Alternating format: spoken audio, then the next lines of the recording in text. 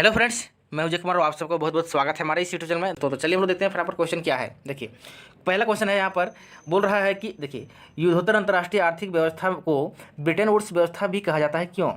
इसका दूसरा क्वेश्चन भी पूछ सकता है कि ब्रिटेन वुड्स समझौता का क्या मतलब है, क्या अर्थ है उसका। तो उसको हम लिख सकते हैं, देखिए उत्तर के रूप में युद्धोत्तर आंतरिक आर्थिक व्यवस्था को, उसका आंसर हम लोग लिख सकते हैं दोस्तों, युद्धोत्तर अंतर्राष्ट्रीय आर्थिक व्यवस्था को ब्रिटेन वुड्स व्यवस्था भी कहा जाता है, क्योंकि इसलिए कहा जाता है कि क्या कारण है। देखिए उसको हम लोग पॉइंट वाइज आंसर देंगे। तो पहला पॉइंट हम लोग लिखेंगे कि द्वितीय विश्व युद्ध के पश्चात, जब दूसरा विश्व युद्ध हुआ था उसके बाद विश्व की विखंडित अर्थव्यवस्था को पटरी में लाने के लिए, मतलब बहुत जो हमारा अर्थव्यवस्था था विश्व का, वो अलग अलग क्षेत्र में मतलब पूरा टूट चुका था। तो उसको पटरी पर लाने के लिए, एक सही रास्ते पर लाने के लिए, उसी के उद्देश्य से 1944 ईस्वी में अमेरिका में ब्रिटेन वुड्स समझौता हुआ। अमेरिका में क्या हुआ, ब्रिटेन वुड्स समझौता हुआ। इस समझौते का उद्देश्य यह था कि औद्योगिक विश्व में आर्थिक स्थिरता तथा पूर्ण रोजगार को बनाए रखना था दोस्तों। मतलब ये पूरा विश्व में जो आर्थिक व्यवस्था जो चरमरा गया था उसको बनाना है, स्थिरता लाना है और रोजगार उत्पन्न कराने में ज़्यादा जोर दिया गया था इस वुड्स समझौता में। ठीक है। दूसरा में क्या है, वो लिखा है कि युद्ध के पूर्व, युद्ध के पहले तथा युद्ध के दौरान सदस्य देशों के व्यापारी व्यापार में घाटे से निपटने के लिए अंतर्राष्ट्रीय मुद्रा कोष की स्थापना की गई। इसी प्रकार युद्धोत्तर पुनर्निर्माण के लिए मुद्रा का इंतजाम करने के लिए अंतर्राष्ट्रीय पुनर्निर्माण एवं विकास बैंक का गठन किया गया। इसे क्या किया गया, इसे सामान्य रूप से विश्व बैंक के नाम से भी जाना जाता है। विश्व बैंक के रूप में इसका नाम दिया गया दोस्तों। तो इसको अच्छी तरह से पढ़ लेना है एक बार और अपने तरीके से आंसर दीजिए। कम से कम पढ़ा हुआ रहेगा तो आपका आंसर देने में आसान होगा। देखिए ग नंबर में और लिख सकते हैं कि इस प्रकार ब्रिटेन वुड्स समझौते के अंतर्गत अंतर्राष्ट्रीय मुद्रा तथा विश्व बैंक के माध्यम से युद्धोत्तर आर्थिक व्यवस्था को सुधारने का प्रयास किया गया था। जो भी विश्व के पूरा आर्थिक व्यवस्था था उसको सुधारने के, कुल मिला करके सुधारने का मतलब के रूप में इसको लाया गया था। ठीक है। तो यही याद रखना है, मेन उद्देश्य यही था ब्रिटेन वुड्स व्यवस्था का।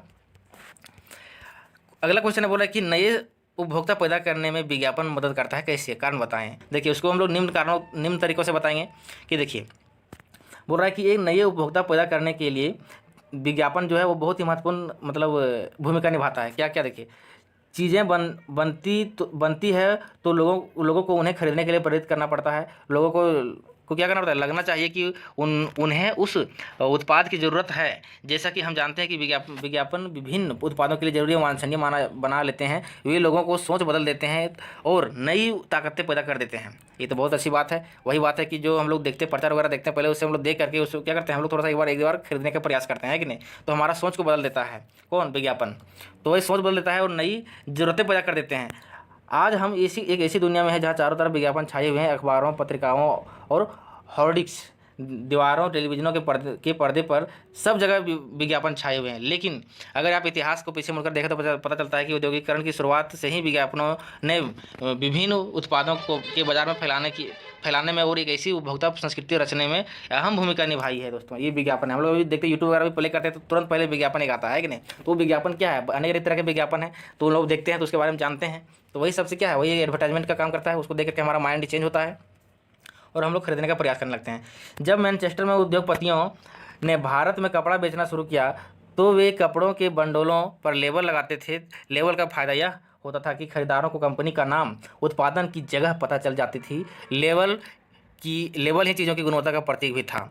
और बोला कि जब किसी लेबल पर मोटे अक्षरों से मैनचेस्टर लिखा दिखाई देता तो खरीदारों को कपड़ा खरीदने में किसी तरह का डर नहीं रहता था। इसी प्रकार स्पष्ट है कि विज्ञापन नए उपभोक्ता पैदा करने में विज्ञापन बहुत ही काफ़ी मदद करता है दोस्तों। तो इससे क्या करता है कि अभी हम लोग देखते हैं कि हमेशा विज्ञापन देते हैं कि अभी कहीं पर भी जाके देखें तो हम रास्ते में, हर गली मोहल्ले चौराहे में, तो वहाँ पर आपको विज्ञापन मिला, दीवारों में मिला रहेगा, पेपर के रूप में मिला रहेगा, टीवी वगैरह में, हर तरह से विज्ञापन अभी के दुनिया में सबसे बड़ा रोल निभा रहा है नए उपभोक्ता खोजने में। ठीक है, तो इसको याद रखना है।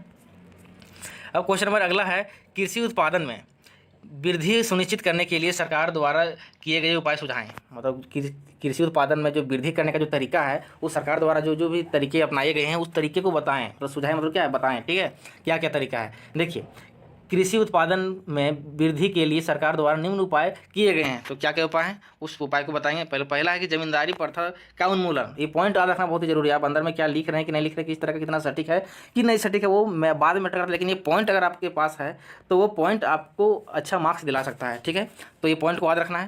बोला कि जमींदारी प्रथा का उन्मूलन, किसानों के लिए जमींदारी प्रथा एक बहुत बड़ा अभिशाप था, जमींदारी प्रथा। इसलिए सरकार ने इस भ्रष्ट जमींदारी प्रथा को समाप्त कर दिया है। इसके परिणाम स्वरूप भूमिहीन काश्तकारों को जमीन के मालिकाना अधिकार दे दिए गए हैं। जमीन में न्याय संगत और समान वितरण को सुनिश्चित बनाने के लिए जोत की अधिकतम सीमा भी निश्चित की गई है, जो कोई काश्तकार अपने पास रख सकता है। ये नियम पहला बनाया गया है।